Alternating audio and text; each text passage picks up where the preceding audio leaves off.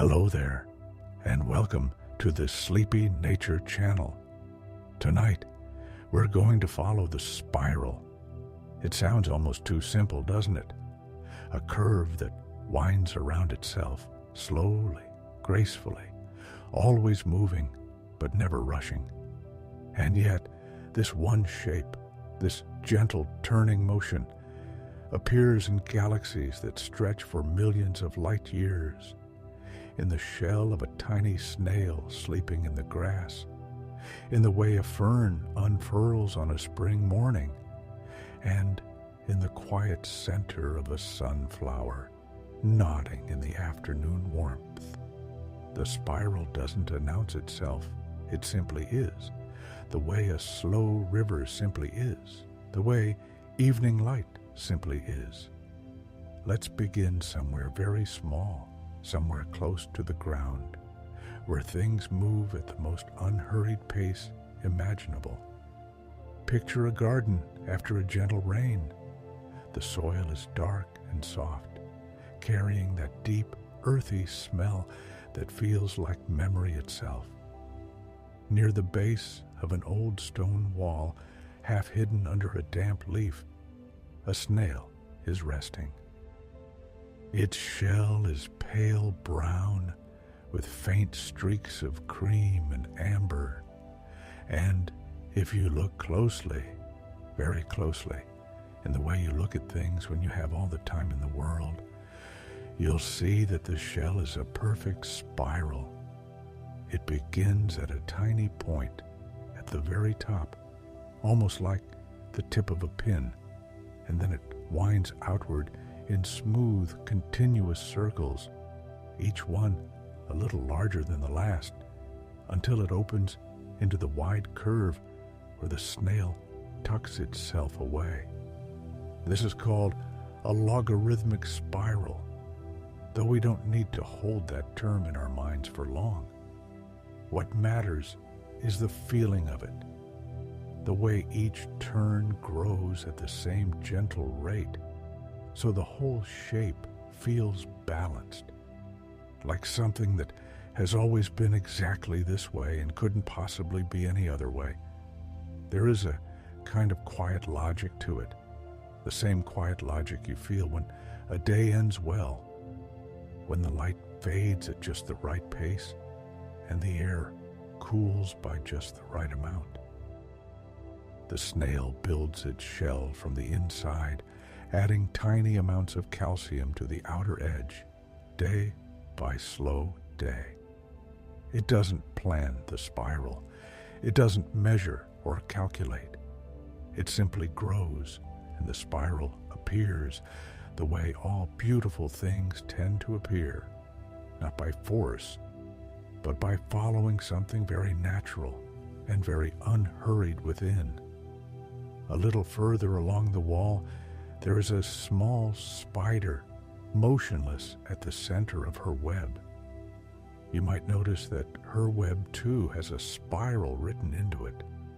The threads spiral outward from the center in even, patient circles.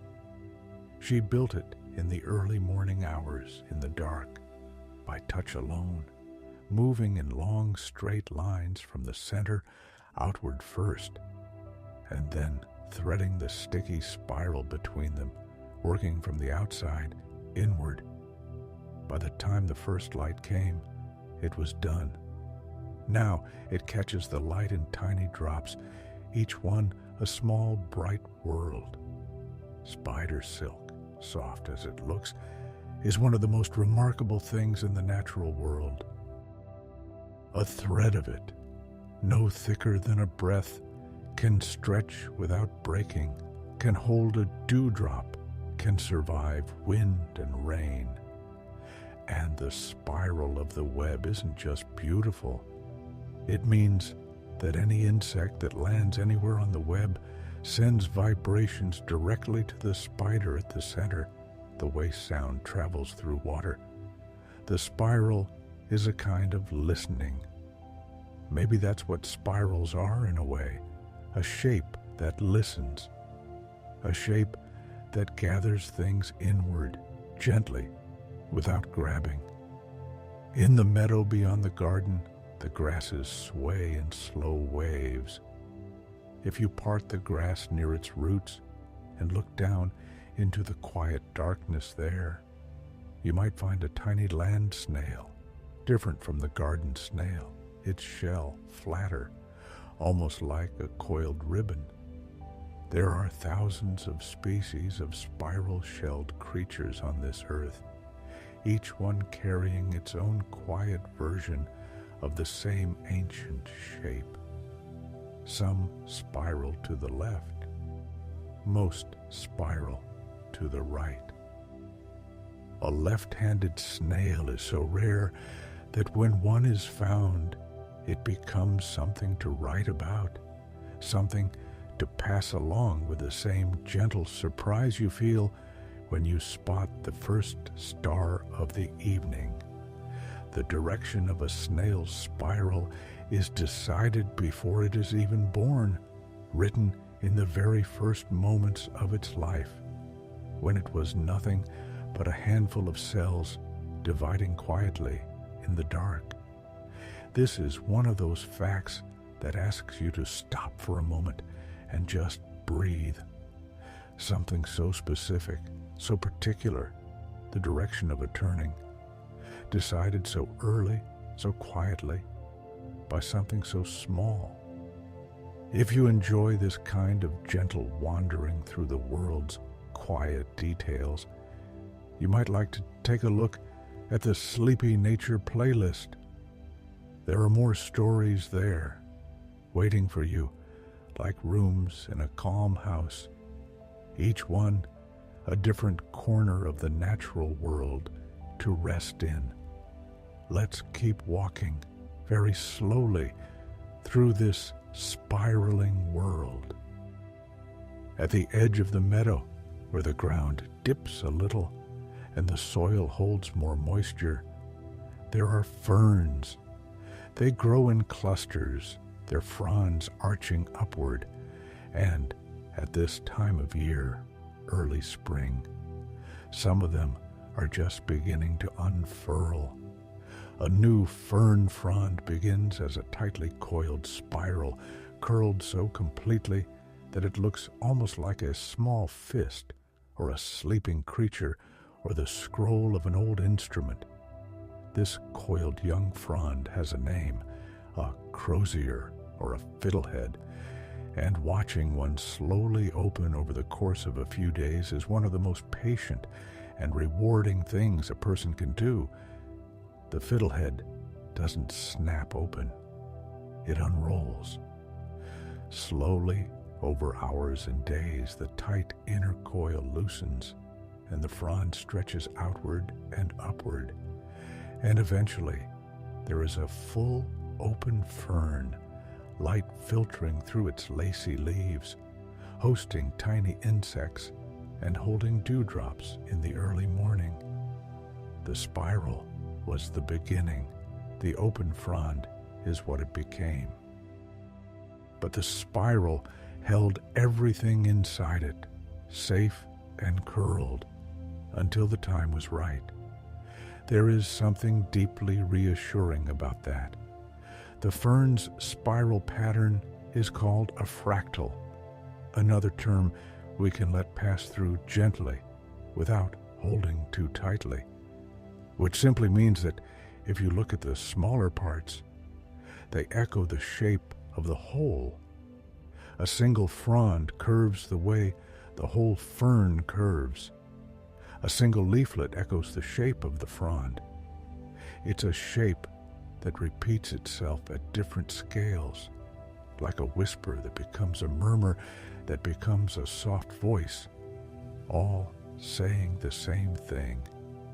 As the light in the meadow shifts and the afternoon begins its slow, generous slide toward evening, let your breath slow a little too. You're doing wonderfully. Just rest here with these quiet thoughts, with the snail and the spider and the curled green fern, all carrying the same ancient turning shape, all living their unhurried lives.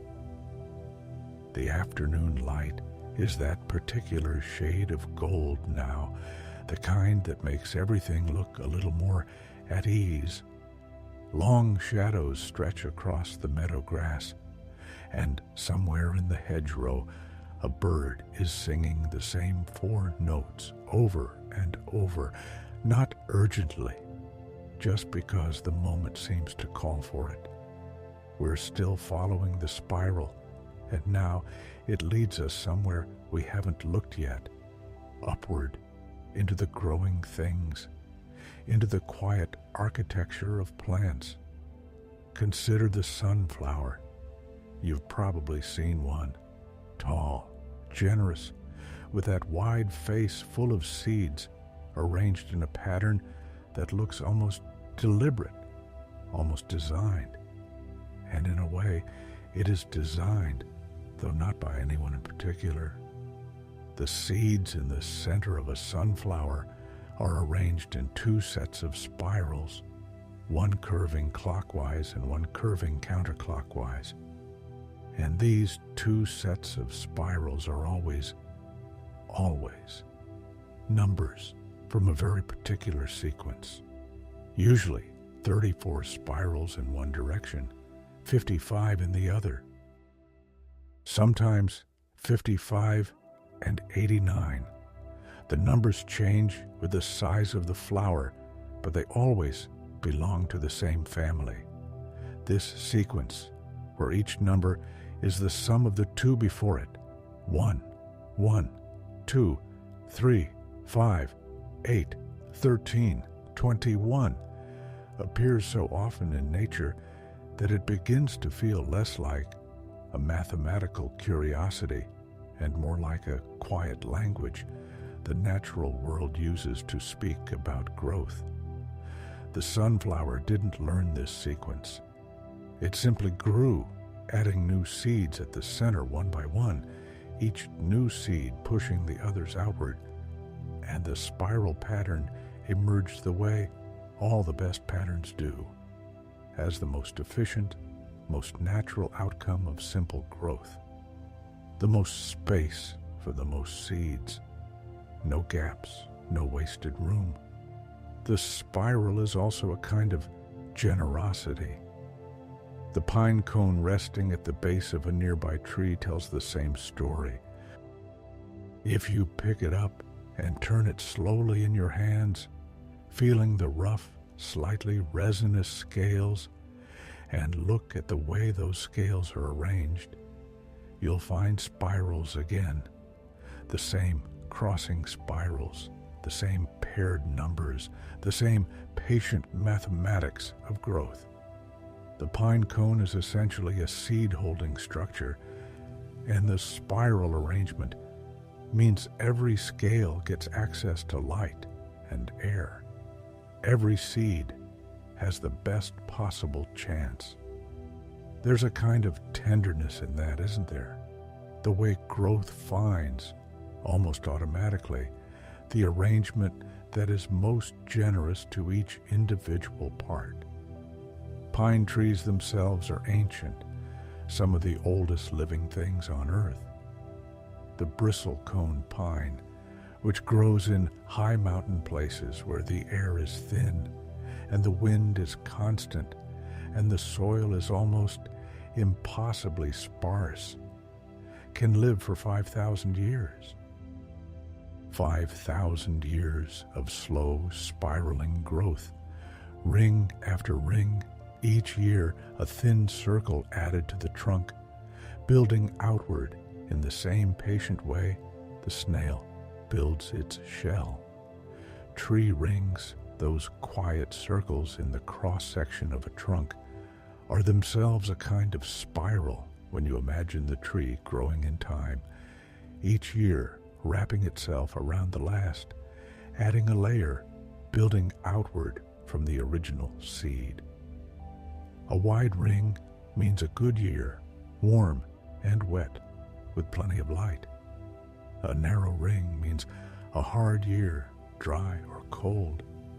And the tree grew slowly, carefully, conserving what it had.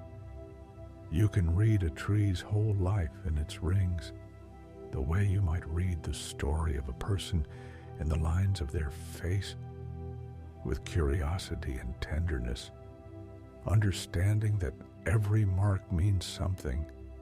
Every mark was lived. In the forest, where the light comes down in long, lazy columns through the canopy, the trees compete gently for that light.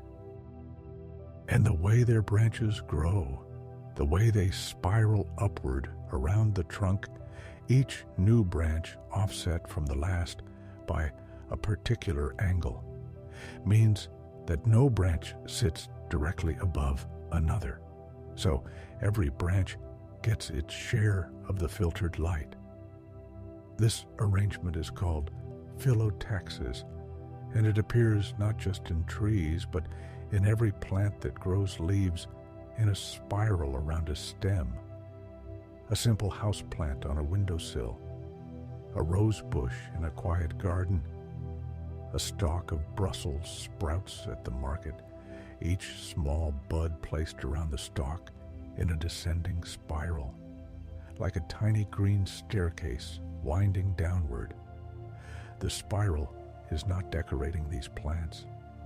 The spiral is how they live. If you feel like sharing this moment with someone, or if you'd like to leave a quiet like on the video, that would be a lovely thing. It helps more people find their way to this calm little corner of the world. Let's pause for a moment and breathe together. In through the nose, slowly. And out through the mouth, even more slowly. The forest is quiet around you. The light is settling. The pine cone in your hand is warm now from your touch. The rose, when it is still in bud, carries the spiral most visibly. Each petal is wrapped around the next, each one slightly offset, and the whole bud is one continuous spiral from the outer petals inward to the hidden center. When the rose opens, it opens from the center outward, the inner petals releasing first, and the spiral seems to unwind in slow motion over the course of hours. If you could watch a time lapse of a rose opening, it would look like water flowing, like a breath released, like something resting after a long journey. The scent of a rose in the evening is one of those things that arrives before you're quite ready for it. You'll be walking in the garden, thinking of nothing in particular, and then there it is, warm, slightly sweet, with that deep undertone that feels almost like something you half remember. The rose doesn't mean to be beautiful or fragrant.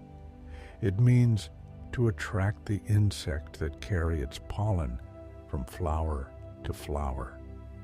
The beauty is the function, the fragrance is the invitation, and the spiral is the architecture that holds it all together. The evening is settling in now.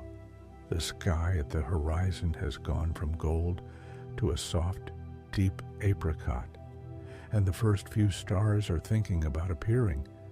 The air is cooler, and it carries that particular evening smell. Grass and dew beginning to form, something faintly green and faintly sweet. Let's follow the spiral outward now, away from the garden toward the water.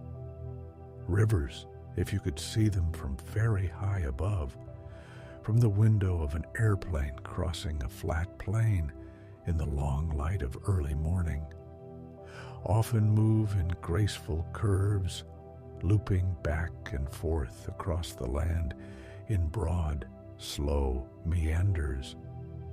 And those meanders, over time, tighten into spirals. A river bends, and the outer edge of the bend is cut away a little by the current, and the inner edge collects sediment, and the bend grows tighter and more curved. And eventually, the river may loop all the way around and connect with itself, cutting off a piece of itself into a still, calm lake called an oxbow. The river didn't plan this. It simply followed the physics of water moving over ground, and the spiral emerged. Water always finds the most efficient path, and efficiency in nature often looks like a curve. Water itself has a relationship with spirals that is almost intimate. When water drains from a bathtub or a sink, it forms a small, quiet vortex, a spiral pulling downward toward the drain. In the ocean, great circular currents called gyres move slowly around entire ocean basins, and they carry with them nutrients, temperatures, and sometimes seeds and creatures from one side of the world to the other. The Pacific gyre is so large that it is essentially a slow spiral the size of a continent, turning almost imperceptibly, completing one rotation over the course of years. Hurricanes and cyclones seen from above in satellite images are spirals too, arms of cloud and wind curling inward toward a calm center. It's one of the more striking things about storms that the most intense, most powerful weather events on the planet have at their heart a still, quiet center called the eye. In the eye of a hurricane, the air is calm. The sky may even be clear, surrounded by the most ferocious wind on earth. There is a circle of peace. That image, the still center of the turning storm, is worth resting with for a moment. The nautilus is a sea creature that lives in the Pacific and Indian Oceans, in warm, deep water. Its shell, which you may have seen in photographs, or perhaps held in your hands in a museum or a shop, is one of the most perfect spirals in nature. From the outside, it looks like a smooth, pearlescent dome with faint brown stripes. But if you cut it in half and look at the cross-section, you find a series of chambers, each one larger than the last, each one connected by a narrow passage. The nautilus lives in the outermost, largest chamber, and as it grows, it builds a new, larger chamber and moves in, sealing the old one behind it. The empty chambers are not wasted. The nautilus can control the amount of gas in each sealed chamber, using them to adjust its buoyancy, rising and descending through the water with extraordinary precision, like a natural submarine. The spiral shell is simultaneously a home, a growth record, and a navigation instrument. It holds the Nautilus's entire history in its form, every chamber a chapter, every wall a year. There are fossils of Nautilus relatives called ammonites, and these fossils appear in rock all over the world. Ammonites went extinct roughly 66 million years ago, at the same time as the dinosaurs, but their spiral shells left impressions in stone that have lasted all that time. And now they emerge from cliff faces and riverbanks and plowed fields, still perfect, still spiraling, still beautiful, after all those millions of years of quiet darkness. If you have access to our playlist, there's a story there about the ocean floor that you might enjoy drifting into after this one. The episodes flow into each other quite naturally, like water, Let your eyes soften now. The stars are beginning to appear, one by one, and the air has that clean, still quality that comes in the first hour of night. The sea has its own spiraling creatures on a much smaller scale. Tube worms, which live on the ocean floor, build spiraling calcite tubes around themselves for protection, and the tubes sometimes coil in tight, delicate spirals like tiny pale springs.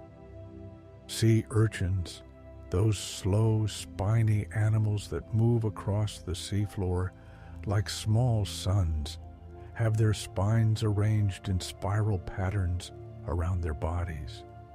Even the tiny creatures of the plankton, the foraminifera, microscopic and intricate, build spiral shells so small that thousands of them could rest on your fingernail, each one a perfect miniature version of the Nautilus's chamber hall. The ocean floor is, in a sense, carpeted with tiny spirals. The accumulated shells of billions of microscopic creatures, layer upon layer, century upon century. When these layers compress over millions of years, they become chalk and limestone, and those spiral shapes become fossils, and those fossil-bearing rocks become cliffs, and those cliffs become what we see when we stand at the edge of the sea and look at the white walls rising from the water, ancient, patient, unhurried. The sea breeze tonight carries a faint trace of salt, and somewhere in the dark water, a nautilus is drifting upward through deep water, adjusting the gas in its sealed chambers with exquisite care, rising toward the shallower, warmer water where it hunts at night, that perfect spiral shell cutting through the dark water without a sound. The night is full now, and the sky is that deep, soft blue-black that comes before the stars truly take over. Let your body settle a little more into wherever you are. Let your shoulders drop. Let your hands rest open. The spiral we found is everywhere below us, in soil and shell, in seed and stone. Now, let's lift our eyes upward, because the spiral is there too, written at a scale so immense that it takes some quiet adjustment to hold it in the mind. The Milky Way, our own galaxy, the great river of stars that you can sometimes see on a very clear night, far from city lights, stretching from one horizon to the other in a soft, luminous band, is a spiral galaxy.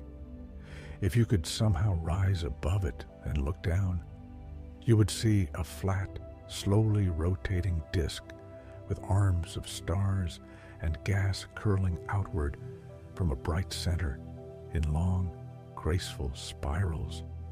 Our sun and our earth and everything we've ever known sits about 2/3 of the way out along one of these arms, turning with the rest of the galaxy in a great, slow rotation that takes roughly 225 million years to complete.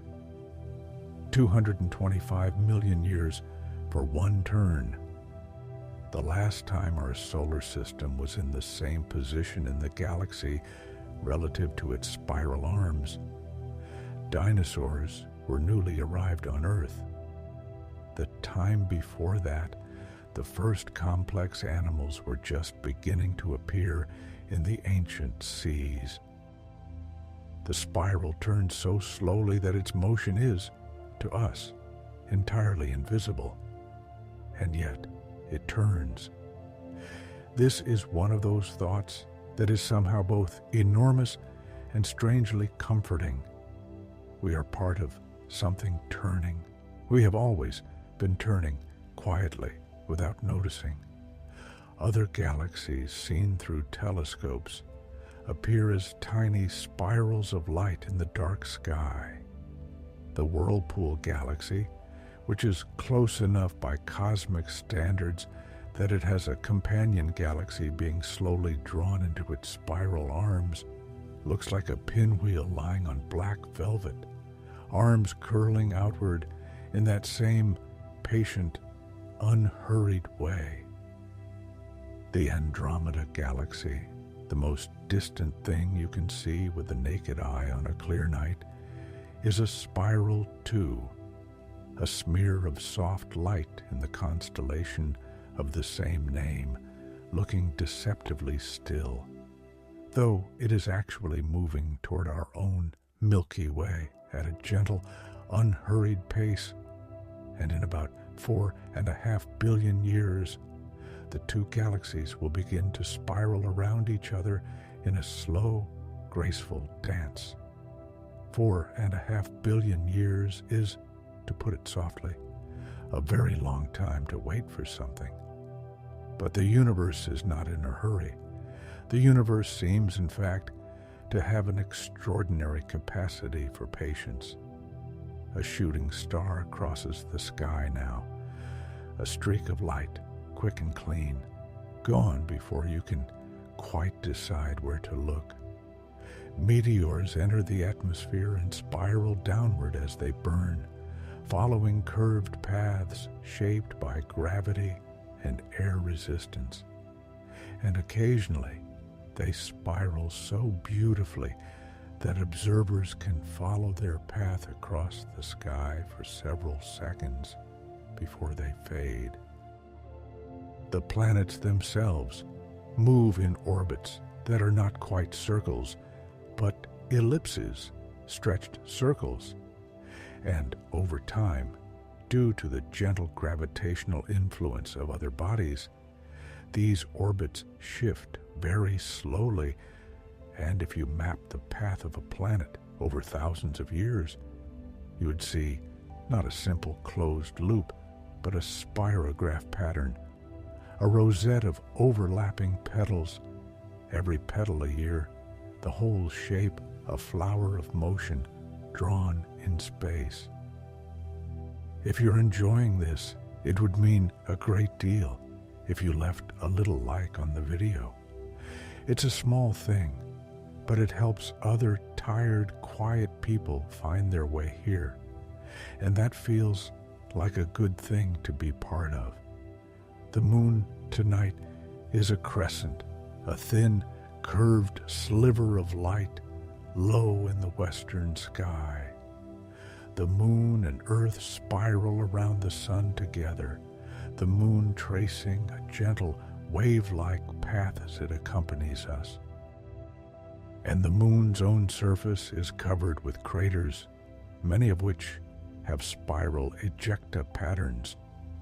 The rocks and dust thrown outward by ancient impacts left curved trails, frozen in place in the airless silence, still there, unchanged, after billions of years. On the moon, there is no wind, no rain, no creature to disturb the patterns. An astronaut's footprint made in 1969 is still there, perfectly preserved. The spiral trails of ancient impacts are still there. Everything that has ever happened on the moon simply remains quiet and permanent in the vacuum, the way some memories remain, clear, unchanged, untouched by time. Let's come back down now, gently, the way you might drift down through warm water toward the shallow, quiet bottom of a still lake. We've been so high among the stars and the slow galaxies. Now, let's find the smallest spirals again, the ones that live close to the earth, close to the warmth of living things. In the early morning, before the dew has lifted, a spider's orb web catches the light in a way that makes the spiral almost luminous. Each individual droplet of water on the spiral threads catches a tiny fragment of the low morning sun and holds it for a few minutes before it evaporates. And during those minutes, the web seems to glow from within, a spiral galaxy in miniature, complete with its own small light. Different species of spider build different spirals. The garden spider builds a near-perfect geometric spiral with tight, even spacing. The golden silk orb weaver builds spirals of remarkable size. Her webs can span 1 meter or more across, strong enough that small birds have occasionally become caught in them, though the spider, finding nothing useful, usually cuts them free.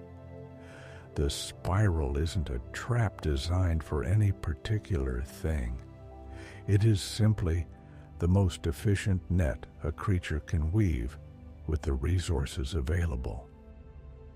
There are spiders that don't build flat webs at all, but instead build three-dimensional tangles. And even in these apparently random tangles, there is often a geometric order, a layering of structure that becomes visible when you look from the right angle, in the right light.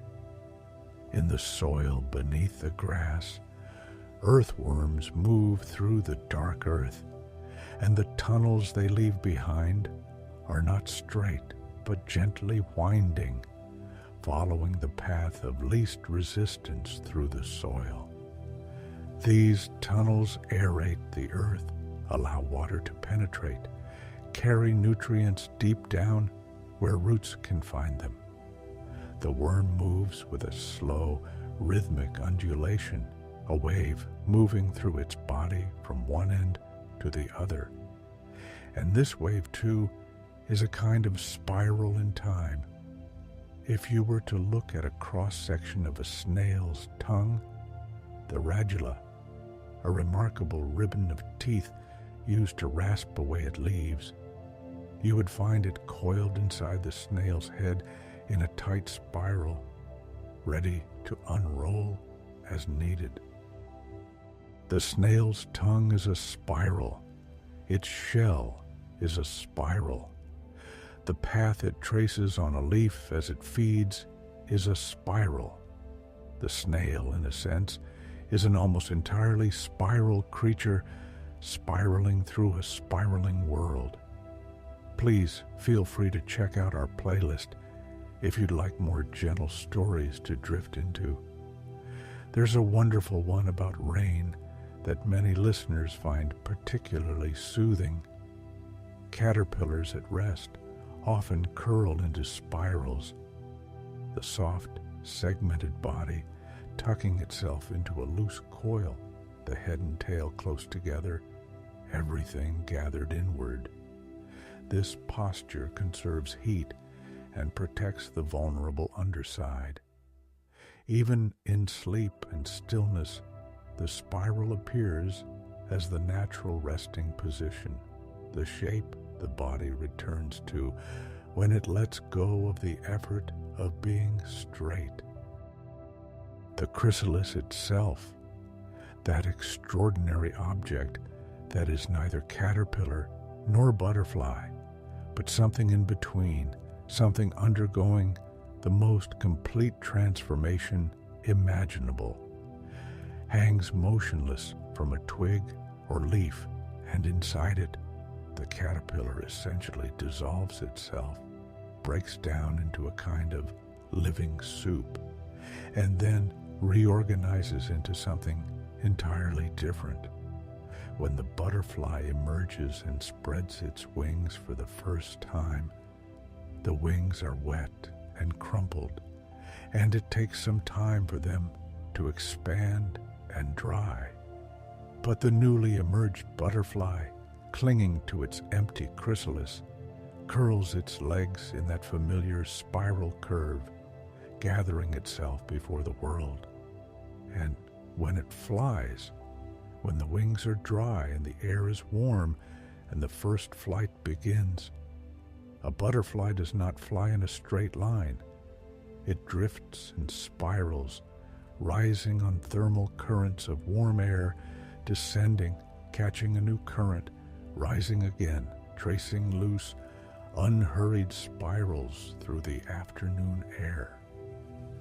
There is a kind of trust in that, to ride the invisible currents of warm air, to spiral upward without knowing exactly where the current will take you, simply trusting that the air will hold you. The night deepens around you, and the world outside is very quiet now. If there is sound, it might be the wind moving through leaves, or rain beginning somewhere nearby, or simply the deep, content silence of a house at rest. Your breath is slower now. You might notice that, the long, slow rhythm of something releasing. We've been following this spiral through gardens and forests, through ocean depths and star fields. Now, let's follow it into something even quieter, into the body itself, into the structure of living things at their most fundamental scale. Inside every living cell in the nucleus, there is a molecule called DNA. You've likely encountered this name before, and what matters for us tonight is not the science of it, but the shape of it, which is one of the most famous spirals in the world. A double helix, two strands wound around each other in a long, elegant spiral. If you could unwind all the DNA from a single human cell and stretch it out in a straight line, it would be roughly 2 meters long. Coiled into its spiral, it fits inside a space far too small to see. The spiral is, in this case, a way of packing an enormous amount of information into a very small space. The same principle the pine cone uses to fit the maximum number of seeds into the minimum space. The same principle the nautilus uses to build a home that grows with it without ever becoming ungainly. The spiral is, in some very deep sense, a technology of space, a way of containing more than you might expect, of holding everything you need in a compact, graceful form.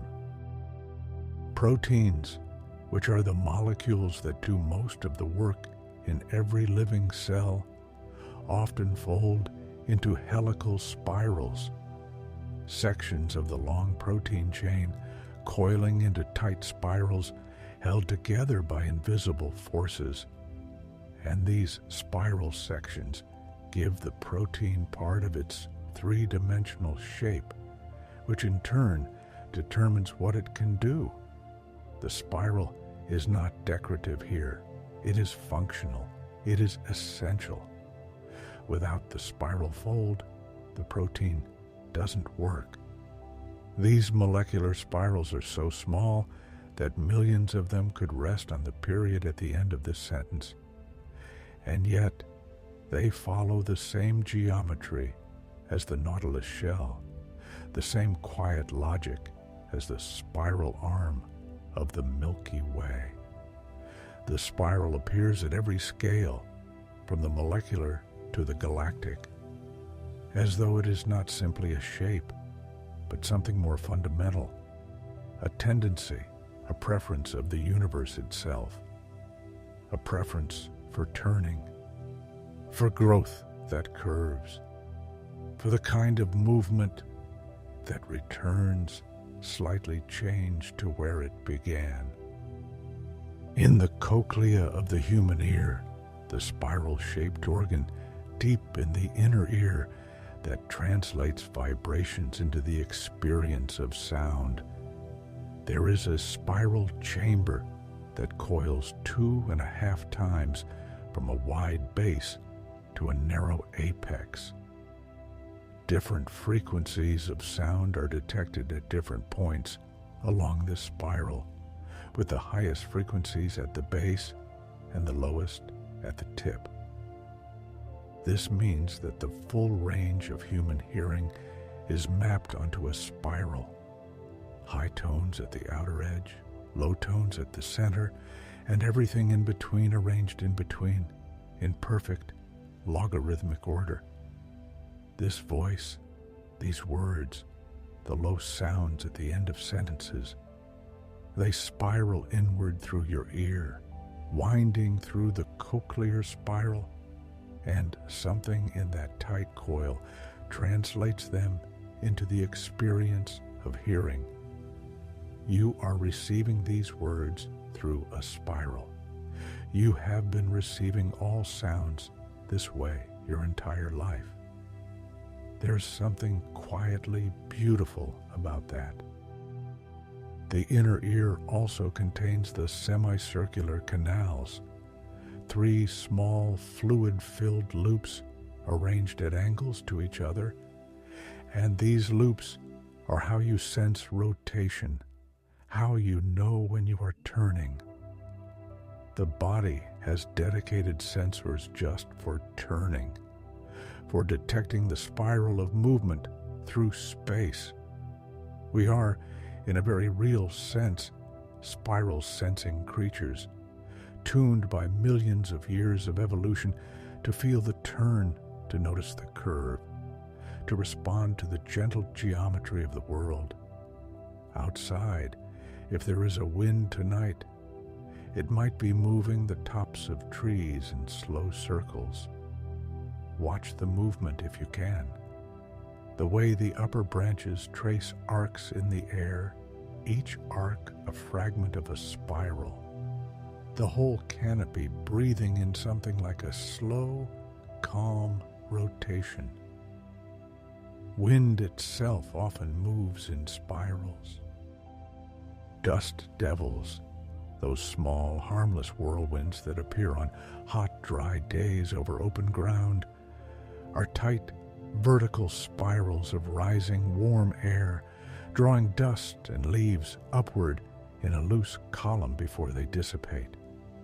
They are born in seconds, live for a few minutes, and then unravel back into ordinary air, leaving nothing behind. Small, effortless, impermanent spirals. Smoke rising from a fire on a still night spirals upward, first in a relatively tight column, then loosening, widening, the spiral becoming more and more diffuse until it disappears into the dark air above. The campfire smoke you might remember from a long ago summer evening, sitting with people you love, watching the smoke rise and turn.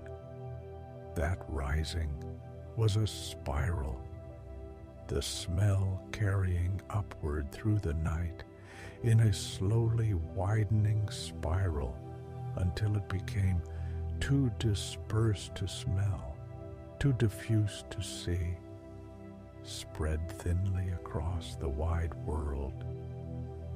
The tornado, one of the most powerful things weather produces, is a tight, violent spiral of air. But even here, at the most intense, the spiral is the form. The geometry doesn't change with the intensity. What changes is only the scale and speed. Gentler and more common, the thermal. On a warm afternoon, the sun heats the ground unevenly, and patches of warm air rise in columns called thermals. Glider pilots and soaring birds know how to find them by watching where other soaring creatures are already spiraling upward. A buzzard circling overhead on a summer afternoon is riding a thermal, its great brown wings barely moving, its body tilting slightly to follow the rising column of warm air, tracing one slow circle after another, each circle climbing a little higher. The buzzard is not circling by intention or habit. It is spiraling upward, using the Earth's own thermal energy to lift itself. The spiral, the most efficient path for gaining altitude while covering minimum distance. Vultures do the same, and eagles, and migrating storks who cross mountain ranges on warm days by finding thermals and spiraling up thousands of meters before gliding across to the next thermal. The entire migration from Central Europe to Southern Africa is accomplished largely through a series of spirals, a staircase of rising circles spread across 2 continents.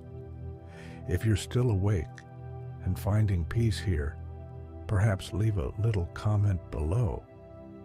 Even just a word or two about where you're listening from, or what sound is around you right now.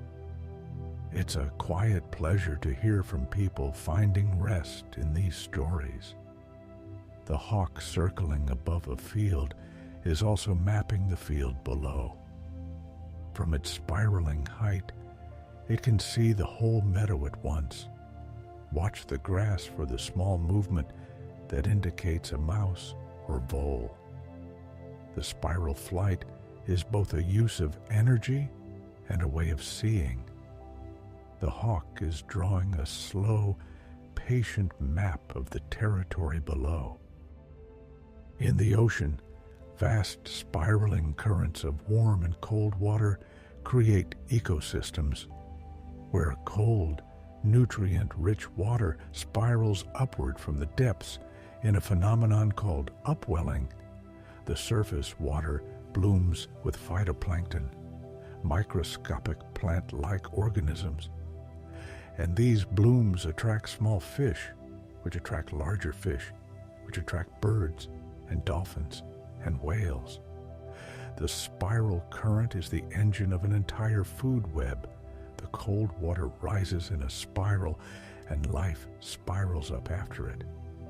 In tide pools, those small, rock-enclosed worlds at the edge of the sea, exposed twice a day by the retreating tide, the snails and limpets move in their slow, spiraling paths, grazing algae from the rocks.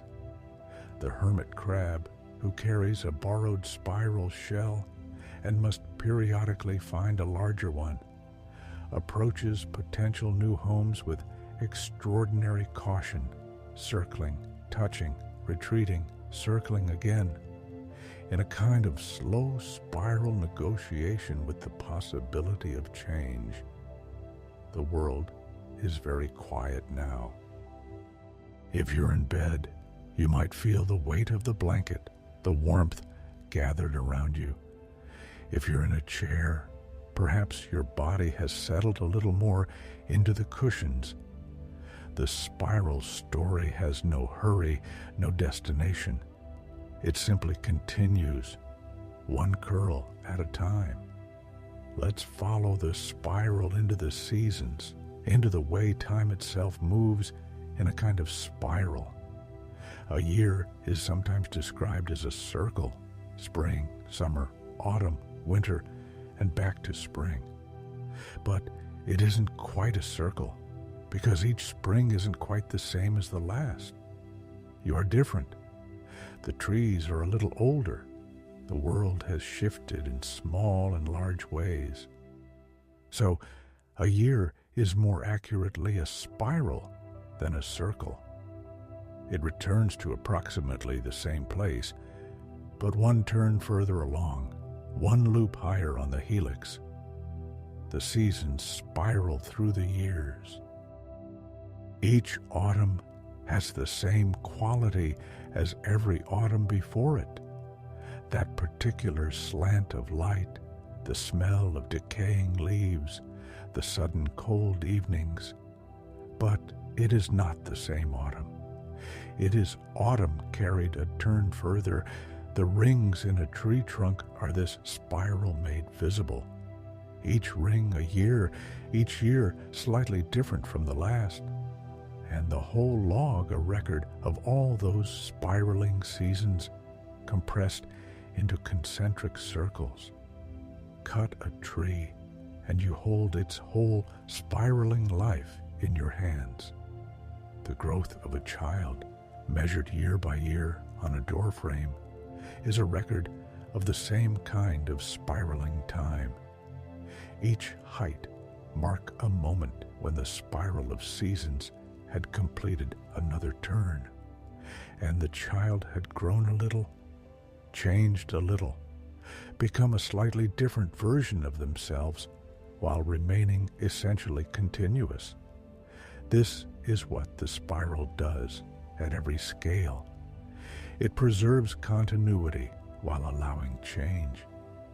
It connects each turn to the last without requiring repetition. It is a way of being the same and different at once, a way of growing. The annual rings of coral are another version of this. Coral builds its skeleton slowly, adding calcium carbonate in thin layers, and the rate of growth varies with the seasons, faster in warm water, slower in cold, creating a pattern of bands that can be read like a calendar. Very old coral heads, some have been growing for 500 years, are archives of ocean history, recording temperature, chemistry, and currents in their quiet, layered bands. Bamboo, which grows at one of the fastest rates of any plant on Earth, spirals upward at extraordinary speed. Some species can grow nearly a meter in a single day under ideal conditions. The hollow inside the bamboo stem spirals slightly as the plant grows, and the fibrous structure of the wall, if you look at it under a microscope, is composed of cellulose fibers arranged in spiraling layers, each layer at a slightly different angle from the last, creating a composite structure stronger than steel by weight. The lotus flower, which grows in still ponds and muddy water, opens in a spiral. Each petal is wrapped around the next, and in the morning, when the sun reaches the water, the outer petals begin to open first, slowly revealing the inner ones, the spiral unwinding over the course of an hour or two until the full, wide flower is open to the light. The center of the lotus, that extraordinary seed pod, like a tiny shower head, is itself a spiral arrangement of seed chambers. The lotus is a spiral from inside out. Our playlist has a gentle story about flowers and their quiet lives if you'd like to rest there after this one. The night has settled into its deepest quiet now, that peaceful hour after midnight when even the sounds that usually background our lives have gone still. The temperature has dropped a little, and the air that drifts through a window, if there is one open nearby, carries the clean, cold smell of night. We're following the spiral inward now, not to tiny molecules, but to something between the molecular and the visible, to the world you might see through a magnifying glass on a patient afternoon. A human fingerprint is a spiral, or a series of loops and spirals unique to each person, never exactly repeated. The ridges of a fingerprint form these curves because of the way the skin grows in the womb, the spiral patterns emerging from the meeting of two different rates of growth in the developing finger, the outer skin and the inner layer, growing at slightly different speeds and in slightly different directions. And where they meet, the ridge forms. The fingerprint is, in a very real sense, a record of how fast you grew in the first few months of your life, recorded in your skin, carried with you always. No two people in the history of the world have had the same fingerprint. The spiral is each person's individual signature given before birth, before any choice was made, before any particular life was lived. The curl of a wave breaking on a shore is a spiral, the lip of the wave curling over as the water shallows, the whole beautiful form arching forward and inward before it collapses in white water and foam. Surfers who spend their lives in the study of waves know that the most prized ride is inside the breaking curl, inside the spiral, inside the hollow tube of water curving over you.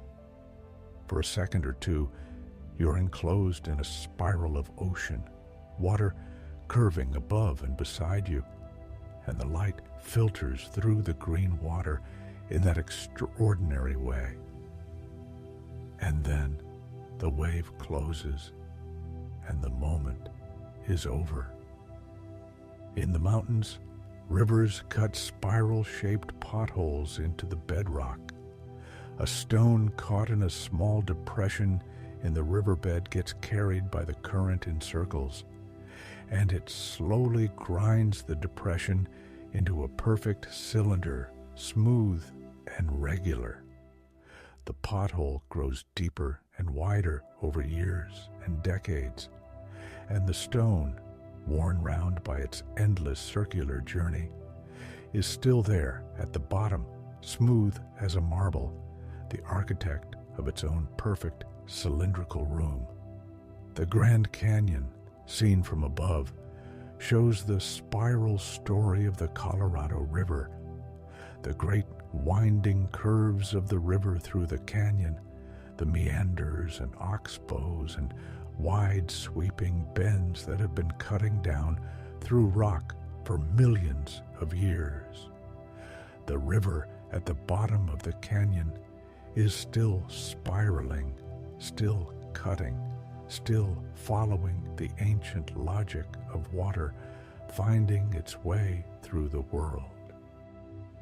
Salt flats, those wide, blindingly white expanses in places like Utah or Bolivia, where ancient lakes have evaporated, show spiral patterns in the salt crystals, the salt crystallizing from the evaporating water in beautiful, branching, spiral-adjacent forms. Seen from above, the patterns look like frost flowers or coral, or the spiral arms of tiny galaxies, all drawn in white salt on the pale desert floor. Let your eyes soften. Let the muscles of your face release. There's nothing to hold on to right now, just the gentle turning of the world, just the quiet spiral of this story. We've been resting with the spiral for a long time now, following it from garden snails to galaxies, from fingerprints to glaciers. Let's visit one more place before we begin our slow final turn.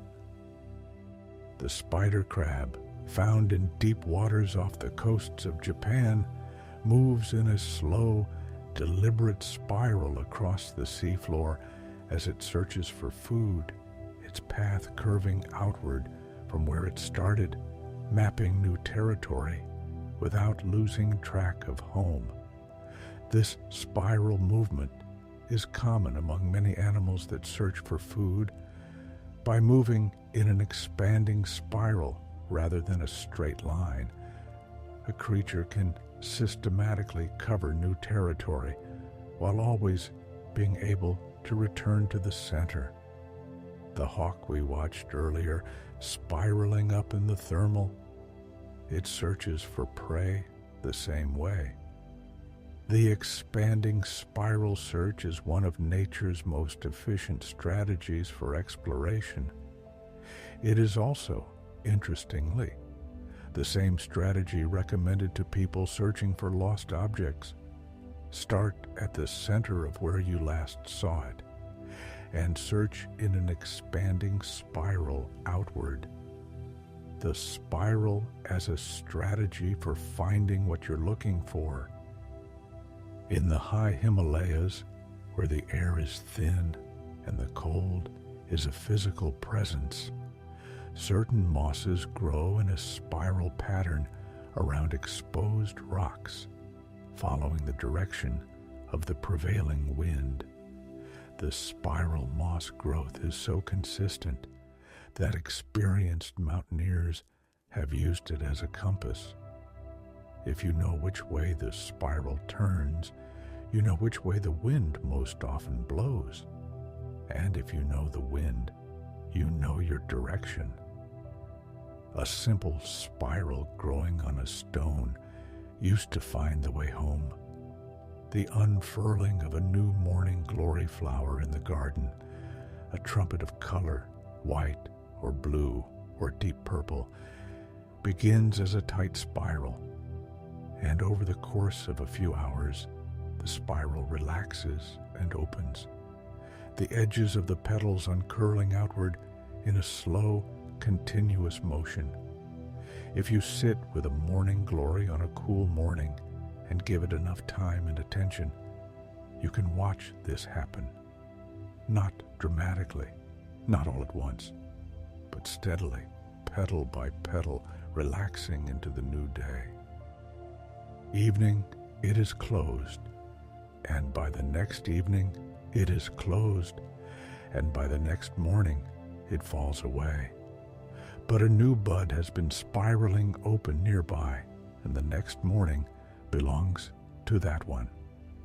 There is something in that small cycle, the spiral opening, the day, the spiral closing, that feels like a complete story, a beginning, a middle, a graceful end, and then another beginning. Perhaps leave a little like if this feels peaceful to you. It's a small and quiet gesture, and it means a great deal. The spiral is patient. It has all the time it needs, and so do you. We've been resting together for a while now in this gentle, turning world. Let's slow the spiral down a little more. Let each turn be wider and more languid. Let the space between facts expand into something more like breathing. In New Zealand, in limestone caves near a place called Waitomo, there are glowworms, not worms at all, but the larvae of a small fly, that build spiral silk threads to catch their food. Each larva hangs from the cave ceiling on a thread of its own making, and from that thread it suspends dozens of sticky, beaded threads that hang downward like a curtain of tiny lights. When the larva glows, producing a blue-green, bioluminescent light from its abdomen, the sticky threads catch the light, and the whole installation glimmers. In the complete darkness of the cave, hundreds of these larvae glow simultaneously, and the cave ceiling appears to be a sky full of stars, each one a patient, waiting larva, each one surrounded by its curtain of sticky, spiraling threads. Visitors come to these caves and sit in boats in the dark water and look up at the false sky, and for the duration of the boat ride, they are in a world of blue-green spiraling light, reflected in still water above and below. The glowworm's light is communication. It attracts other insects, which become entangled in the threads. But it is also simply beautiful in the way that all functional things in nature tend to be beautiful when you look at them long enough and in the right light. Fireflies, on warm summer evenings in forests and meadows, trace spiraling paths through the dark as they signal to each other. Each species has its own pattern, a particular number of flashes, a particular flight path. And to the firefly, the spiral flight is a love song, a very specific and species-particular request for attention. To us, watching from the edge of the meadow, it is one of the most magical sights the natural world offers. A meadow full of slow, wandering lights, each one a small creature following its own ancient spiral script. The light of a firefly is cold light. It produces almost no heat, only light, through a chemical reaction in its abdomen that is so efficient that scientists have spent decades trying to replicate it for human use. The firefly found this solution hundreds of millions of years ago and has been using it without adjustment ever since. In tide pools at night, some kinds of plankton produce bioluminescent light when disturbed. The water flashes blue-green when you move your hand through it, or when a wave breaks, each droplet catching and releasing a tiny spark of living light. In some places in the world, certain bays in Puerto Rico, certain lagoons in the Maldives, there are enough bioluminescent organisms that the water itself seems lit from within. Swimming in that water at night, you're surrounded by spiraling light trails as your body moves through the dark water, each movement leaving a brief and beautiful trail of cold blue fire. The night outside is at its most complete. The hour before the first birds begin, the hour when even the wind has mostly rested, a profound and comfortable silence. Your breathing, if you notice it, has probably found a very slow and easy rhythm. The spiral story is winding toward its center now, like the nautilus shell drawn inward toward that final, smallest chamber. There are shells in the mountains, not metaphorically, actual fossil shells, the spiral shells of ancient ammonites, embedded in limestone that was once the floor of a warm, shallow sea. The Himalayas, the highest mountains on Earth, contain marine fossils near their peaks, because those peaks were once beneath water and were pushed upward over millions of years by the slow collision of tectonic plates. The spiral shells formed at sea level rose with the rock, carried upward at the speed of growing mountains, a few centimeters a year, over 50 million years. If you have ever hiked in limestone mountains and stopped to look closely at the rock, you may have found fossils. The curved impression of a shell, a fragment of coral, the outline of a creature that lived 300 million years ago in a warm, shallow sea that no longer exists anywhere on Earth. To hold a fossil is to hold a spiral that has traveled an extraordinary distance in time and space, from the shallow ocean floor to the mountain air, from the Paleozoic era to this particular evening. Ice crystals, when they form slowly in still, very cold air, grow in shapes that are related to spirals. Not quite spirals themselves, but branching structures with an internal rotational symmetry that echoes spiral geometry. A snowflake, examined carefully under magnification, shows this branching, spiraling growth outward from the center, each arm a mirror of the others, each tip a slightly different elaboration of the same underlying theme.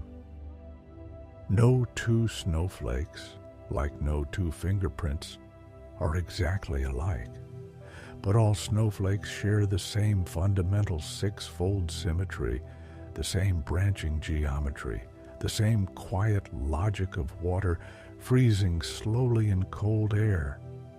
A single snowflake is extraordinarily small and light, a few tenths of a millimeter across, a microgram in weight. A snowstorm arriving in the night can deposit millions of snowflakes per square meter. The field in the morning will be unmarked, level, white, and beneath that smooth white surface, uncountable millions of individual six-armed crystals, each unique, each a small spiral of ice, pressed together in the comfortable dark. Walking in fresh snow in the morning, the crunch of it underfoot, the way the field looks in the early pale light, the sound of quiet after a night of snowfall, is one of those experiences that arrests the busy mind and makes a small, clear space. The world has been transformed quietly in the night. Every edge is softened. Peace, our playlist, is a gentle place to peace. Our playlist is a gentle place to spend sleepless nights or quiet evenings. Every episode is here, waiting without hurry. The body is heavy now in the comfortable way, the way it gets late in the evening when the warmth has done its work, when the day has finally been set down. Let the weight of it be pleasant. Let it anchor you here in this quiet place. We're almost at the center of the spiral now. Just a little further, the horns of the ibex, those extraordinary wild goats of the mountain, spiral outward from the head in long, elegant curves, each horn a logarithmic spiral that can reach a meter in length. The ram uses these horns in ritual contests with other males, but mostly the horns are carried in quiet dignity across the high mountain meadows, the tips catching the alpine light. The tusks of the narwhal, that mysterious whale of the Arctic, are actually teeth, specifically a canine tooth that grows through the upper lip and extends forward in a long, left-handed spiral twist. The narwhal's tusk can reach 3 meters in length and is always a left-handed spiral, which is unusual in nature, where both directions are generally represented. Medieval Europeans, who occasionally found narwhal tusks washed up on shores or sold by traders, believed they were the horns of unicorns and assigned them magical properties. The tusks were worth more than their weight in gold. They were the spirals of an imaginary animal made real. The curl of a dog's tail when a happy dog runs toward you. That soft, constant spiral wag of a curled tail is a spiral in motion, a continuously turning symbol of uncomplicated joy. Many dogs sleep curled in a spiral, nose to tail, making themselves as compact and warm as possible, returning to something like the coiled sleeping posture of their earliest ancestors.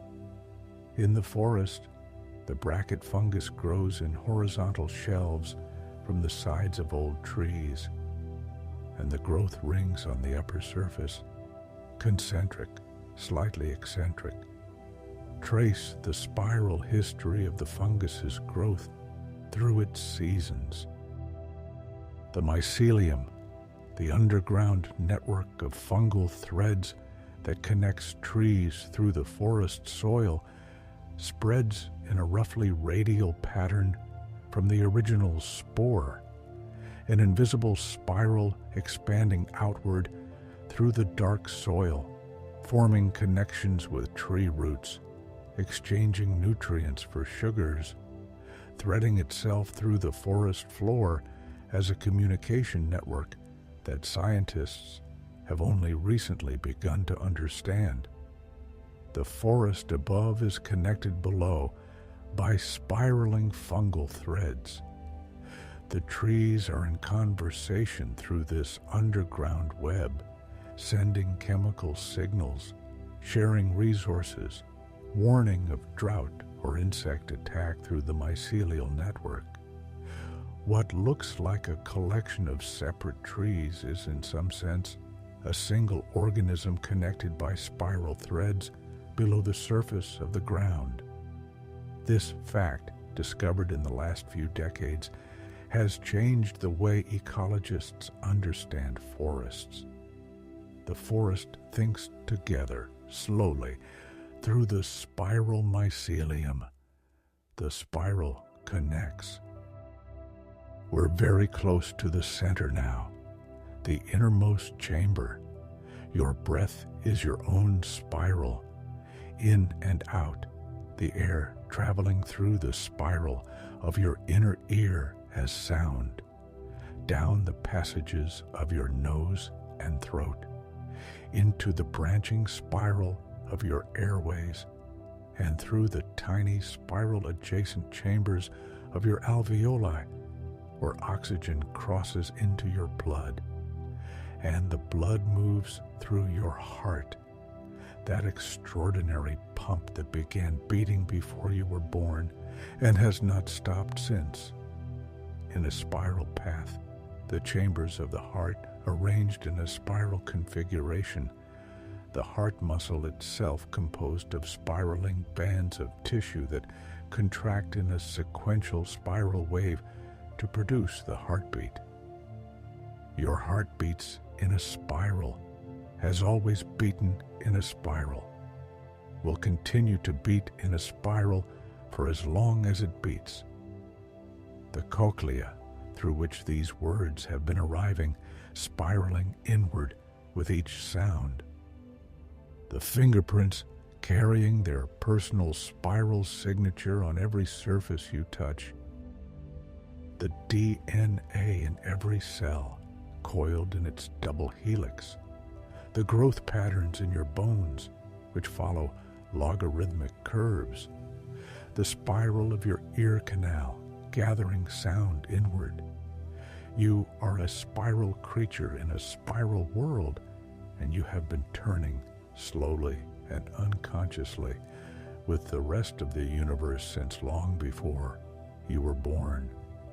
There's a meditation that some people find helpful before sleep, imagining a small, warm point of light at the center of the chest, and slowly spiraling that light outward through the body, gradually filling and warming every part. The spiral starts at the center and moves outward slowly, and by the time it reaches the extremities, the fingers, the toes, the top of the head, the body is full of warm, gentle light and completely relaxed. You don't need to do anything right now. You can simply be here in the quiet, in the dark, in the comfortable warmth. The night outside continues its slow revolution. The stars arc across the sky in their patient circles. The earth turns beneath you at a speed you cannot feel. The spiral arms of the Milky Way turn so slowly that they are, for all practical purposes, still. But they are turning. Everything is turning. And in the garden, the snail in its spiral shell has not moved for hours. The spider is still at the center of her spiral web. The fern frond, still coiled in its spiral fiddlehead, is waiting for morning. The sunflower has closed for the night, and in the spiral of its seed arrangement, The seeds are sitting in their spiral mathematical certainty, each one patient, each one holding inside it the complete blueprint for another spiral sunflower.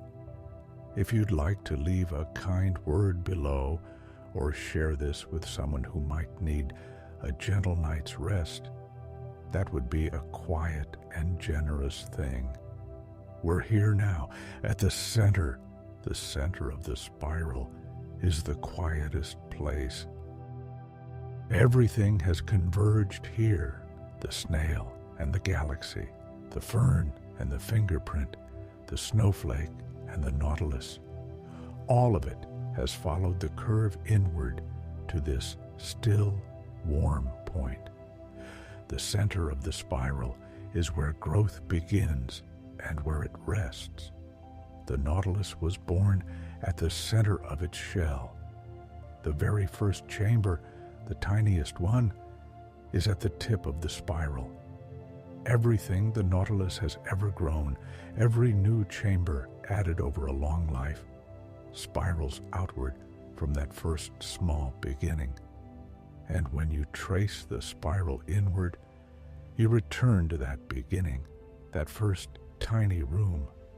Perhaps that's what sleep is, in a way. A return to the center, the spiral of the day unwinds, and you drift inward toward that quiet inner chamber, away from the outer turns of activity and thought and sensation, inward toward the still point where rest lives. The world outside continues its patient turning. The trees are breathing very slowly. The ocean, far away, is breathing too, its rhythm wider and deeper than any land-based breathing. Each wave a long exhale, each trough a long inhale. The stars are turning in their slow arcs. The galaxies are turning in their arcs so vast they take hundreds of millions of years to complete. And right here, at the center of all that turning, there is a still place. You are at the center. The snail in the garden is tucked into its spiral shell, sealed with a thin membrane against the cool night. Inside, its soft body is completely at rest, its slow heartbeat almost imperceptible. The shell protects it entirely. It carries its home with it wherever it goes. And the home is a spiral. And at the center of the spiral is the safest, warmest, smallest place. The fern is sleeping. The lotus is closed. The morning glories are curled, waiting for their day. The fireflies have landed and gone dark. The hawk is roosting somewhere high in a tree, its head tucked under its wing. The spider sits at the center of her web, perfectly still, every thread a connection to the world, but herself unmoving. This is the center of the spiral. This is where we rest. Everything that has been spiraling outward all day, all year, all life can pause here, can rest here. The spiral doesn't demand that you keep going. It allows return. It allows the inward turn, the homeward curve, the arrival at the still point that was always there, waiting at the center of everything. Let your eyes close if they want to. Let the warmth gather around you. Let the breath slow to its own natural pace, slower and slower. The intervals between inhale and exhale, growing a little longer, a little more restful. The stars outside are making their quiet circular passage across the sky. The trees are still. The garden is full of sleeping spirals, shells and seeds and coiled ferns and curled insects, all the world's turning things at rest. You are held in the great, slow spiral of the turning world, and the world is holding you gently, the way water holds a leaf, the way the earth holds a stone, the way the nautilus holds the memory of every chamber it has ever grown. The center holds you still. There's no need to move from it, no reason to rush back to the outer turns of the spiral just yet. Let the stillness extend a little further, like ripples moving outward across a completely calm pond, but in reverse, drawing inward, gathering toward the middle, settling. Outside, wherever you are in the world tonight, the natural spiral continues its patient work. Even now, while you rest, the world is quietly building and turning and growing in all the ways it always has, without effort, without urgency, without any need for your attention or assistance. Let that be a comfort. In the tidal zones of the Pacific coast, where the water recedes at low tide and leaves behind its rock pools and their small, contained worlds, the owl limpet makes a slow spiral patrol of its territory. Each limpet, a flattened, cone-shaped creature that clings to the rock with extraordinary strength, maintains a circular grazing territory around its home scar, a worn depression in the rock shaped exactly to the limpet's shell. Each day, it makes a slow spiral outward from its home scar, grazing the algae from the rock surface, and each evening it returns to the home scar, fitting back into it precisely. The worn rock and the curved shell, an exact match built up over months of returning. The home scar deepens over time. The limpet carves its home by returning to it again and again. The most patient kind of architecture, a home built not by construction, but by return. Nearby on the same rocks, the periwinkle snail, small, dark, and perfectly ordinary, moves in its own slow spiral across the rock surface, following the chemical trail of algae, winding upward when the tide is out to avoid desiccation, winding back down when the tide returns. Its shell is a tight, neat spiral, smooth and dark as a small stone, and it has been largely unchanged for hundreds of millions of years. The periwinkle has found a way of living that works perfectly well, and it has been practicing that way of living, spiral shell and all, since before the dinosaurs. There is a great restfulness in that kind of continuity. The periwinkle doesn't improve or update or optimize. It simply continues in its ancient, perfect, spiral way. On the undersides of the same rocks, in the cool, damp darkness, there are chitons, flat, oval creatures with a shell made of 8 overlapping plates. When a chiton is disturbed, it curls slightly, the edges lifting as the body contracts inward in a slow, reluctant spiral. And if it is completely detached from the rock, which almost never happens without deliberate effort, it curls into a tight oval ball, protecting its soft underside, the spiral, a defensive posture, the inward curl, a form of safety. All over the world, in countless contexts, the inward spiral is a gesture of protection. The hedgehog rolls into a tight spiral of spines when startled. The armadillo curls into a near-perfect sphere. The pill bug, that small, endearing creature of damp gardens and compost heaps, rolls into a perfect sphere when disturbed, its segmented back forming a continuous curved surface, protecting everything soft inside. The spiral inward is safety. The spiral outward is growth. And between the two, there is the living creature, moving as the moment requires, always able to return to the center.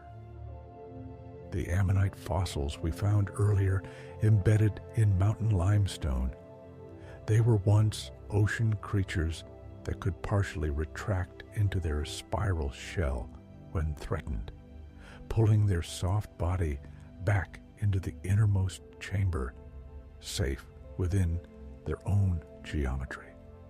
The spiral was both their home and their refuge, both their mode of growth and their means of protection.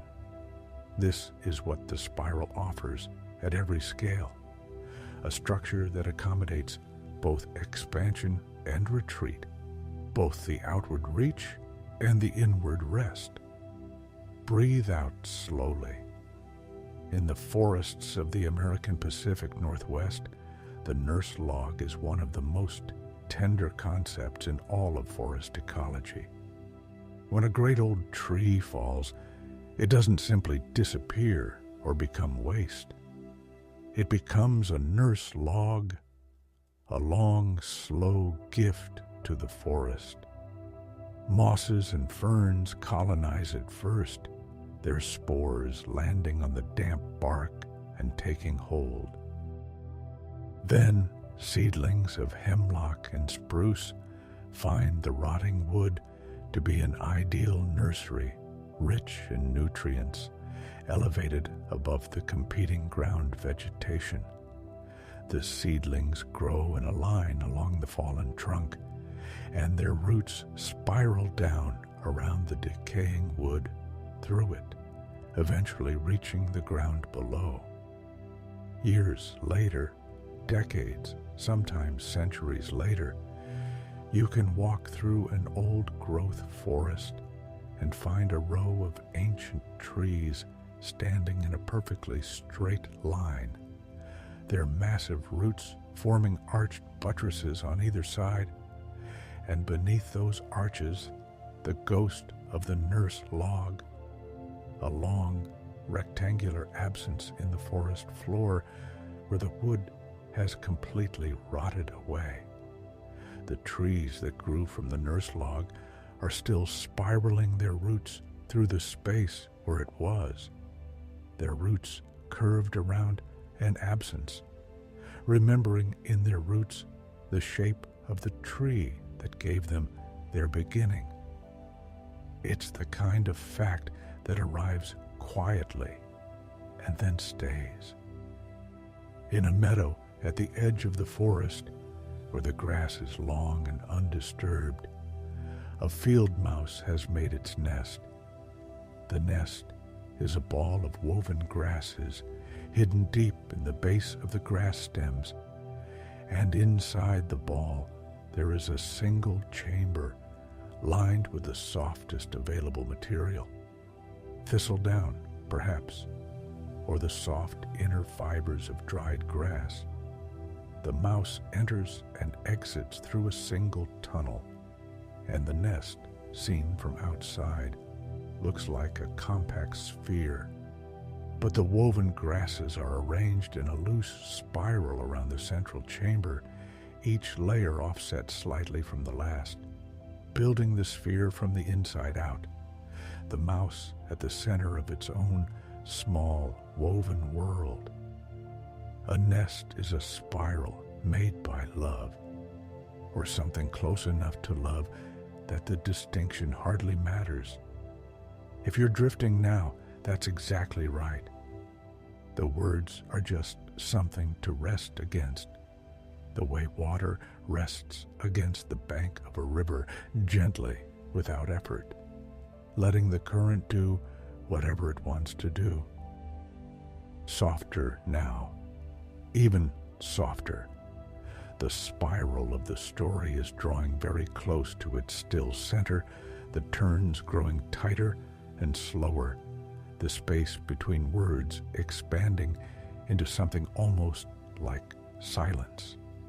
In the mountains of Japan, where the winters are deep and the snow accumulates in layers of extraordinary density and purity, the snow monkeys, Japanese macaques, spend the coldest months gathered around natural hot springs, sitting in the warm water while the snow falls around them.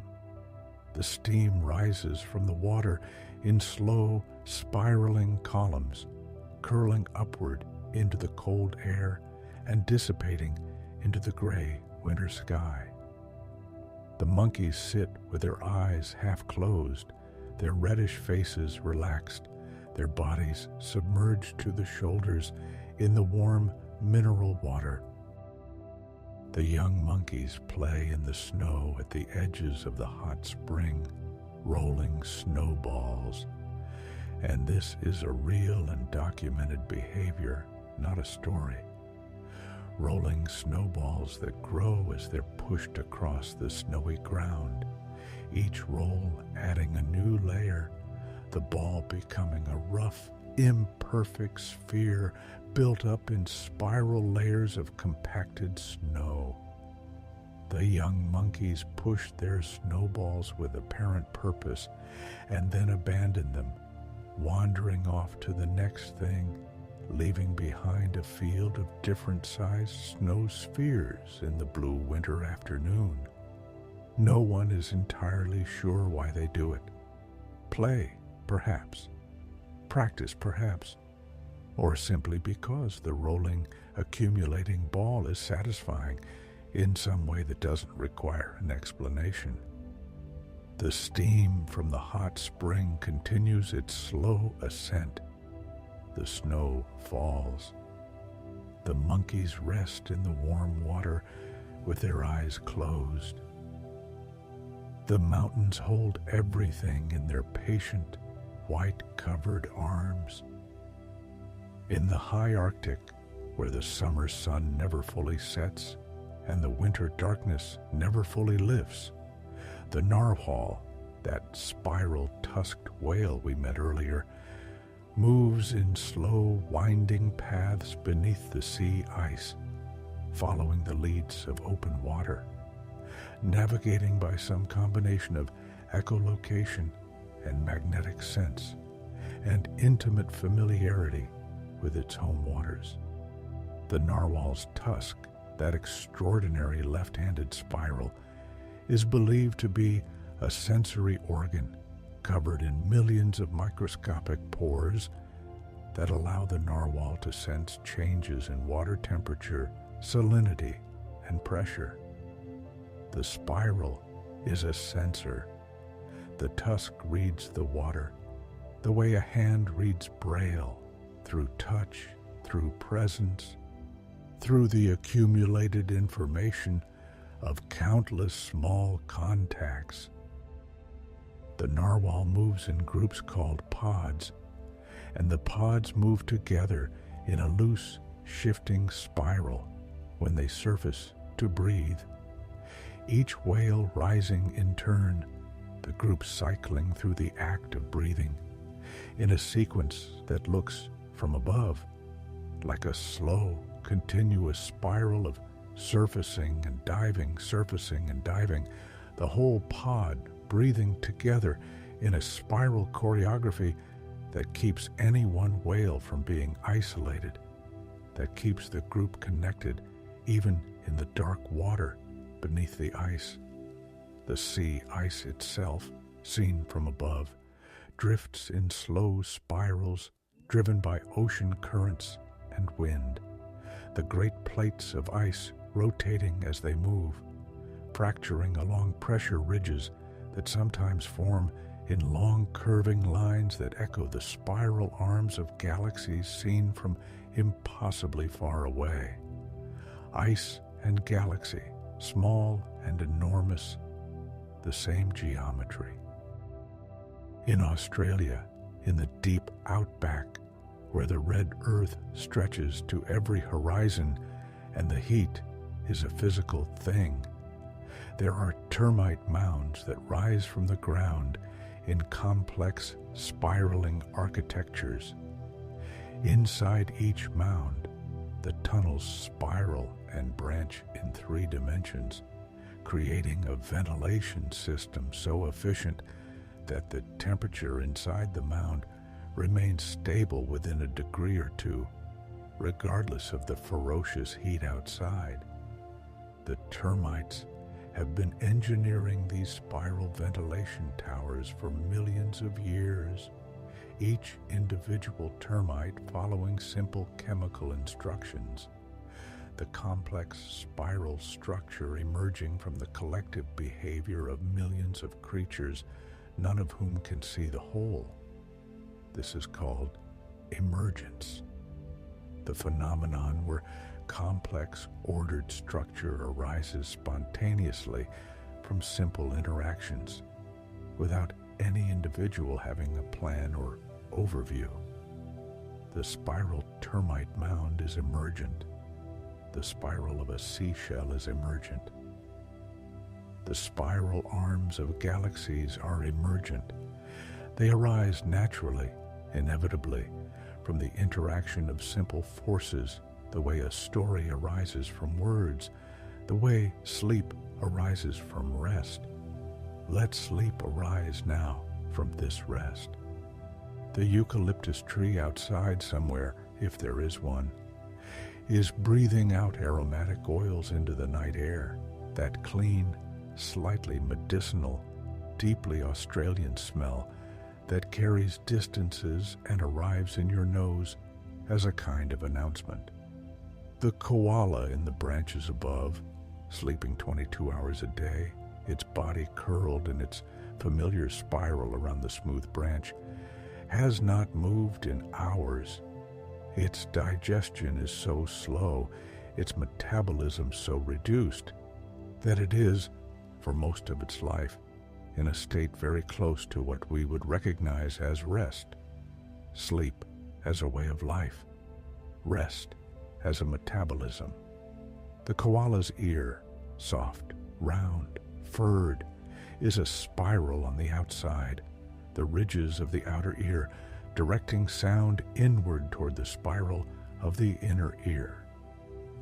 Even in sleep, the koala's spiral ears are gathering the sounds of the night forest, processing them in some quiet background way, alert to the few sounds that would require waking, while letting all the other sounds pass through unregistered.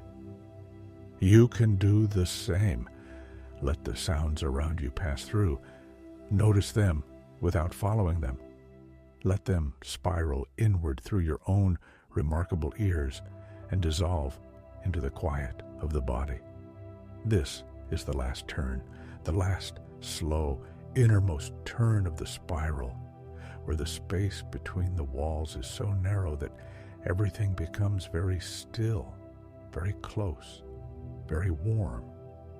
In the Amazon rainforest, where it rains almost every day, and the air is so full of moisture that the plants seem to drink from the very atmosphere, the vines spiral upward around the trees with a patience and persistence that is almost hypnotic to watch in time-lapse. A vine doesn't push through obstacles the way a tree does. It reaches, finds, and winds. It follows the path that offers support, turning around whatever is there, the spiral its fundamental mode of progress through the world. Some vines are left-handed spirals, some are right-handed, and a remarkable few can switch direction, beginning as a left-handed spiral, and then, at some point in their growth, reversing direction and becoming right-handed, creating a kink in the vine where the reversal happened. This kink acts as a spring, allowing the vine to extend and contract slightly with the wind, absorbing the energy of movement rather than fighting it.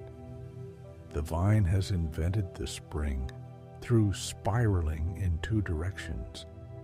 In Japanese aesthetics, there is a concept called wabi-sabi, the finding of beauty in imperfection, in incompleteness, in the natural and transient. The spiral in nature is never perfectly mathematical in the way a computer could generate it. The nautilus shell has slight irregularities. The sunflower spiral is almost but not quite the theoretical ideal. The snail's shell has tiny variations, growth pauses, moments where the rate changed slightly for a day or a season. These imperfections are not flaws. They are the record of a real life, lived in real conditions, in real time, with real weather and real hunger and real winter and real spring. The imperfect spiral is the honest spiral, the spiral that was actually lived.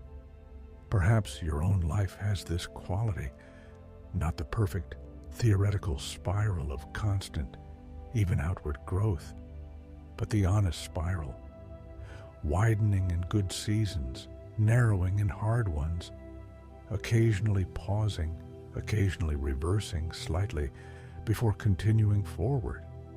Still a spiral, still moving, still beautiful, in the way, all honest, living things are beautiful. The chambered nautilus, that ancient patient creature, builds each new chamber only when the old one has become too small.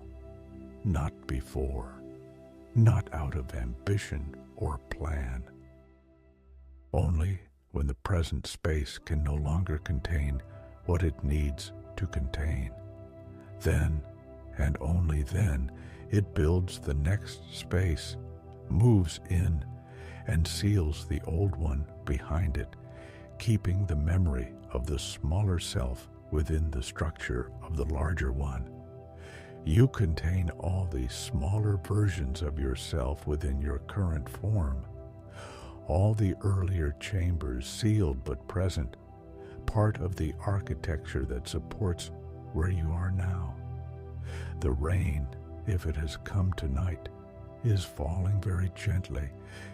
You can hear it perhaps as a soft sound against glass or leaves or the quiet world outside. Each raindrop falls in a spiral path through turbulent air, its descent not quite straight, but gently spiraling as it falls. When it hits water, a puddle, a lake, the surface of the ocean, it creates a ring that expands outward in concentric circles, and at the center of the ring, a small column of water rises and falls, and sometimes from that column, a secondary drop is flung upward and falls again, creating its own ring inside the first, circles within circles, spiraling outward from the point of contact, one raindrop touching the world, and the world responding in rings and rings and rings. Every action has this quality. Every small, quiet thing you do sends rings outward into the world in ways you mostly can't see. The kindness that passes between people, the care that ripples outward from a quiet life well lived. The rings overlap and interfere and add together in patterns too complex to follow, but they are real, and they are beautiful, and they continue long after the raindrop has mixed into the water below. In the morning, when the rain has stopped and the early light comes through, and the garden is full of that clean, washed smell, there will be a spider's web, perhaps the very same web we looked at in the beginning, hung between two stems of grass, beaded with perfect spherical drops of water, each drop a tiny lens, holding the whole world upside down inside it. The spiral of the web will be almost architectural in the clear light, each thread catching the low sun, the whole structure luminous and delicate and exactly as it should be. The snail will be resting in its coiled shell. The fern fiddlehead will be waiting for warmth to continue its unfurling. The sunflower will open its spiral seed face to the light. The pine cone will sit in the gentle morning warmth, its spiral scales releasing their grip very slightly as the air warms, just enough for the seeds inside to breathe. All the spirals of the world waking slowly into the morning. But that is morning. Right now is the deep, still center of the night, and you are here at the center of your own quiet spiral, breathing slowly, held by the warmth around you, held by the great patient turning of the world. The galaxies are turning. The Nautilus is drifting in dark water. The snow monkey's eyes are closed, the steam rising around it in a slow column. The vine is curled around the tree in the dark forest, resting between moments of growth. The snail is sealed in its perfect spiral chamber. The fern is coiled, waiting. Everything that turns has a center. Everything that spirals has a still point. This is yours. Close your eyes, if they aren't already closed. Let the breath move on its own, in and out and in that slow and ancient rhythm that your body has known since before you knew anything at all. The spiral has brought you here, to this quiet, warm, held place. Rest now. The world will continue its patient turning without any help from you, and in the morning it will still be beautiful, still be full of shells and seeds and ferns and stars and all the quiet, spiraling things that have been here so much longer than we have and will be here so much longer still. For now, there is only this, the breath, the dark, the warmth, and the deep and spiral-shaped silence of a world at rest. Thank you so much for being here tonight on the Sleepy Nature Channel. If this story brought you some peace, a gentle like on the video, or a quiet word in the comments, means the world. It helps other weary people find their way to this calm little space. And if you'd like to keep drifting, our playlist is full of slow, peaceful nature stories waiting for you. Sleep beautifully.